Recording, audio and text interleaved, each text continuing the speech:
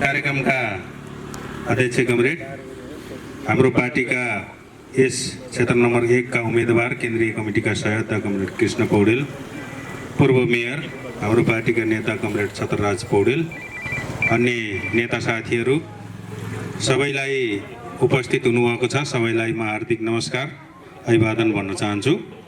आज हामी जनताको घर दैलोमा आइरहेका छौँ मङ्सिर 4 को चुनावको सन्दर्भलाई लिएर। निश्चय पनि जनताले हामीलाई धेरै माया गर्नुभएको छ।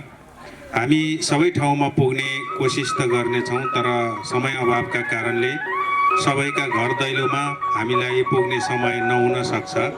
त्यसो भएको हुनाले सबै कार्यकर्ता साथीहरूलाई आफ्नो आफ्नो ठाउँबाट यो उम्मेदवारहरू आउन नसके पनि हामी स्वयं उम्मेदवारहरू हौँ भनेर जानको निम्ति हामी हार्दिक अनुरोध गर्न चाहन्छौँ।